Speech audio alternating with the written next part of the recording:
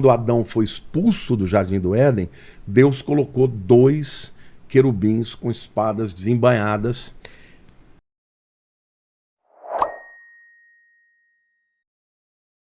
O primeiro céu é o céu do firmamento, esse céu azul que a gente vê. Esse é o que a gente vê. É. Anda de avião e tudo mais. O segundo céu é onde está o império das trevas. Não é uma coisa... É um céu, é um lugar Alguns espiritual. Mas alguns dizem que está no espaço sideral. Então, mas lá é onde ficam os anjos também? Não, ali é onde ficam os demônios e Satanás. Só? É porque quando Paulo fala em Efésios 6, que a nossa luta não é contra a carne e o sangue, contra principados e potestades e poderes, e fala nas regiões celestiais. Entendeu? Então, ele está no segundo céu. E Deus está no terceiro céu, que é onde está o trono de Deus e os anjos. Ah, tá. E ele tem acesso ao terceiro Ele céu? tem acesso. Lá no livro de Jó, diz que Deus, um dia que Deus reuniu os seus anjos, chegou também Satanás. E começa a conversar com Deus. Dali saiu um diálogo. Depois da queda. Depois da queda. Então, depois da isso queda. que eu não entendo. Ele não perdeu ainda o acesso ao céu. O que ele perdeu foi a posição que ele tinha de querubim ungido. Ele era a criatura mais poderosa que havia no céu. Ele perdeu o poder dele ou ele continua com o mesmo poder? Continua com o mesmo poder. Ele perdeu O cargo. a posição de querubim ungido por Deus para ser o líder de todos os demais anjos. Qual era o trabalho dele? Ele foi designado para quê? Lá no começo. Isso tudo é conjectura, Claro. mas, por exemplo, quando a Bíblia fala das vestes dele, fala de todos os instrumentos musicais. Isso. Né? Ou seja, ele era o líder da adoração nos céus. Ele era o cara que estava mais próximo de Deus, do trono de Deus. Por causa disso que ele ficou tão encantado com a sua beleza que ele falou, pera lá, por que eu vou ficar dando adoração para ele se eu sou o cara? Mas, pastor, você acha que em algum momento alguns anjos começaram a adorar ele pelo fato dele de não terem acesso? Eu acho que nem todos os anjos, eu não sei se a Bíblia fala disso. Não sei se todos os anjos tinham acesso a Deus. Alguns podem ser mais distantes. E ele, por ser o mais acessível, será que alguns acharam realmente que ele era alguma coisa grande? Eu acho que a Bíblia fala até que se achou iniquidade no seu coração. Eu acho que começou nele. Nele, né? Mas ele conseguiu convencer 1/3 dos anjos. Porque a Bíblia fala, né? Lá em Apocalipse 12, que quando existia a batalha final, né? Entre Lúcifer e Miguel, o arcanjo, ele vai arrastar 1/3 dos anjos com ele. Então, a conjectura teológica é que, de fato, 1/3 dos anjos seguiram a Satanás. E não é que eles estejam no inferno. O inferno, na verdade, é o lugar onde os mortos vão. Exato. Entendeu? Hades, né? O Hades, no Novo Testamento, Sheol e Sheol é o mesmo. É o mesmo lugar, coisa. Só que o Hades é a palavra grega que traduz a palavra hebraica de Sheol. Então, eu diria assim, que Satanás ele está completamente livre. Agora, o reino dele, vamos dizer assim, o império dele está no segundo céu. E por que ele tem tanto poder? Tudo isso vai ser conectado com o final. Eu estou querendo ir lá para trás para a gente ir para o final, né? Pro Apocalipse. Mas se é que dá para saber o plano dele é levar o maior número de almas. É o quê? É atrapalhar o plano de Deus? Excelente a sua pergunta. Eu queria só voltar no raciocínio que eu comecei, acabei esquecendo, né? Como ele sabe que vai vir um Messias. Sim. Ele sabe que vem um cara para destruí-lo. Então, antes, quando ele sente que pode ser, ele vai tentar matar. Ele tentou matar Moisés. Ele tentou? O lance o faraó mandou matar todos os meninos. Só que a mãe dele escondeu, botou num cestinho, né, de vime, de junco. Ele foi criado dentro do palácio do faraó. Quando Jesus foi nascer, o Herodes também tentou matar Jesus.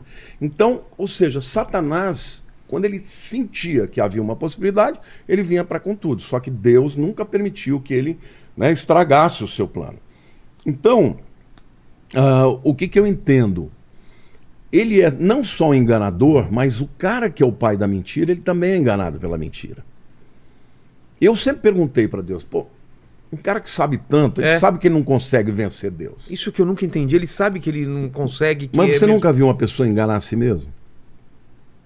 Ou será que é só assim, eu sei que eu não vou ganhar, mas eu vou... Eu acho que ele acredita. Eu acho que ele sabe que a Bíblia fala que ele vai perder, mas acho que lá no fundinho ele acredita. Isso é uma conjectura minha, tá? Até o diabo tem esperança, então. Ele tem esperança que ele vai vencer. E para isso, e não só ele, os seguidores dele. Ao longo do mundo, se você pegar aí os satanistas, os Illuminati, esses camaradas, eles estão olhando para o poder que eles têm para manipular o mundo. Então, eles acham que eles vão ganhar. Eles sabem do que a Bíblia diz, mas eles não acreditam nisso. Então, assim, não dá para cravar que Satanás acredita que ele vai vencer. Eu só coloco uma possibilidade, porque o engano, ele é tão poderoso que engana a si mesmo, entendeu?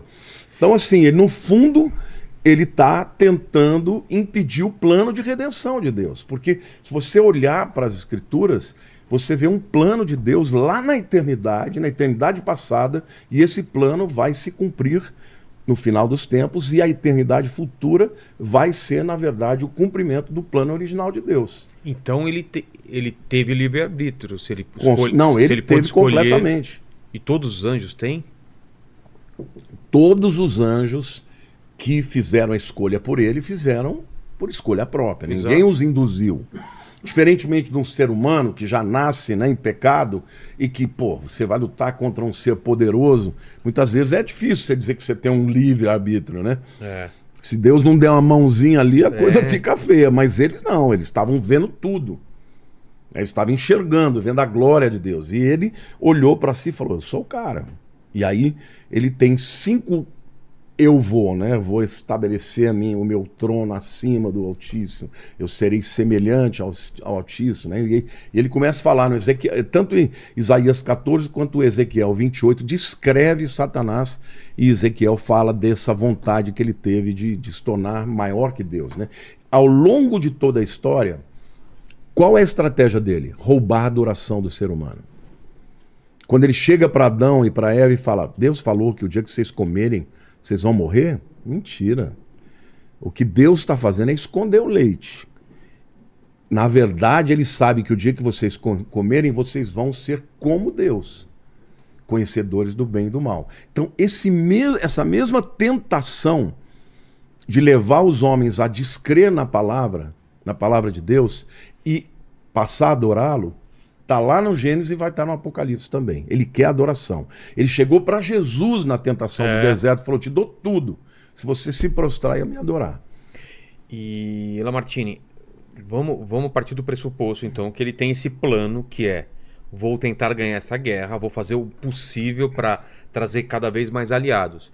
O número de anjos que caiu com ele vai aumentando ou é... Não, número fixo. Fixo. Fixo, a Bíblia diz... Ninguém mais foi enganado, então, por esse... Não, agora ele deixou de ser um querubim ungido e se tornou um demônio. Exato. Entendeu? Todo mundo sabe, no mundo espiritual, sabe que é uma luta contra ele, e os anjos sabem. Hoje não existe mais a possibilidade dele conseguir mais alguém, entendeu? E não existem... os anjos foram criados de uma vez só ou eles são criados? Foram criados de uma vez só. Então o número de anjos são existe bilhões de bilhões. Ah, é isso? Eu achei que eram milhares ou centenas. Não, a Bíblia fala de milhares, miríades de miríades, tá? Bilhões. Então, tem mais anjos do que gente. E são milhões, um terço de... Então não, bilhões. Bilhões, um terço de... Bilhões também é muito demônio também. Que tem. São centenas de milhões, né? Então tem um demônio para encher o saco de... tem pelo menos alguns demônios para cada um de nós. Lênia, tem um demônio agora te enchendo o saco. Mas tem mais anjo também, viu? Tem anjo também, pelo menos isso, né? Tem, para cada demônio tem 3 anjos, né? Ah, é? Se foi 1/3 que caiu, 2/3. Verdade. Então para cada um tem 2, na verdade. E uma coisa que eu nunca entendi direito é assim, aquela hierarquia dos anjos, ela tá em forma decrescente de poder ou não necessariamente? Porque um querubim está abaixo de arcanjo, não é? O arcanjo não, lá a hierarquia que nós temos clara é lá em Efésios capítulo 6. O maior deles é principados. Isso é demônios. Não, está falando de... tá falando tanto de... No caso ali de Efésios 6 é demônio, mas você tem o arcanjo. Arcanjo, porque principados, no grego é arquês. Ah, é? Arquê. O que é o arqui-inimigo? É o grande inimigo. O maior inimigo. É o maior inimigo. Então, o arcanjo é o primeiro demônio, em termos de autoridade. Então tem arcanjo e contra ele tem o principado. Mas é a mesma palavra. Ah. Entendeu? E aí depois vem o quê? Depois vem potestades. E para anjo é o quê? Não tem mais. No caso, por exemplo, de demônios, tem um monte de coisa, mas de anjo não tem mais. No anjo você... Tem querubins... Sim, mas aí já são diferentes. Por exemplo, tá. Os querubins e os serafins são seres celestiais que assistem no trono de Deus. Por exemplo, quando Adão foi expulso do Jardim do Éden, Deus colocou 2 querubins com espadas desembainhadas para não ter acesso à árvore da vida e aí ficar perpetuamente... Então são anjos poderosíssimos. Poderosíssimos. Serafins também. No Apocalipse a gente vê os seres viventes, entendeu? Que fala que tem 6 asas, vários olhos. É uma descrição parecida com os serafins de Ezequiel também. Sei. Então, assim, o que a gente... Essa visão que a gente tem de anjo de quadro não tem nada a ver com o que a Bíblia... Não. Por isso que fala que é meio assustador. Quem olha para um anjo assim, de repente, pode até se assustar, né? Mas quando eles se manifestam, por exemplo, no mundo físico, eles parecem homens. Ah, para não assustar. Quando, por exemplo, Abraão está lá meio-dia sentadinho na sua tenda, chegam 3 anjos. Um deles é Jesus, que não é anjo, né? Jesus é o próprio Filho de Deus. Olha Mas no Velho Testamento, como é que você sabe quem é Jesus e quem é um anjo? Porque ele tem o anjo do Senhor. O anjo do Senhor, Malach Yahweh, é Jesus. O anjo do Senhor é Jesus? É chamada uma cristofania ou uma teofania, que é uma manifestação de Cristo no Velho Testamento. O Cristo, antes de encarnar na carne, ele já aparecia, então? Já aparecia. Ele, por exemplo, ele recebe adoração, porque na Bíblia somente Deus recebe adoração. E quando é o anjo do Senhor, ele recebe adoração. Por exemplo, Josué, um dia antes dele entrar em Jericó para a batalha que iria, né, ser a mais épica de todos os tempos, ele encontra um camarada poderoso, com uma espada desembainhada, e Josué percebe que ele é um ser celestial, e ele pergunta: você é um dos nossos ou é dos exércitos do inimigo? Isso quer dizer o quê? Se é inimigo ou é amigo? Dessa parte espiritual. Mas ele manifestou, ele viu. Ele está vendo, como se fosse um homem mesmo. E ele disse: eu sou o capitão dos exércitos do Altíssimo. Tira a sandália dos seus pés. Uau. Do mesmo jeito que a palavra veio lá na sarça ardente. Aí ele... Que está pisando em solo sagrado. Ele adorou e o anjo do Senhor recebeu a adoração. Então ali é Cristo. Mas tem alguns trechos que falam para não adorar porque eu sou um anjo, né? O anjo fala: não me adore, eu sou um servo sou mensageiro, como você. Exatamente. Entendeu? Galera, obrigado pela confiança. Se gostou, deixa seu like. Compartilha.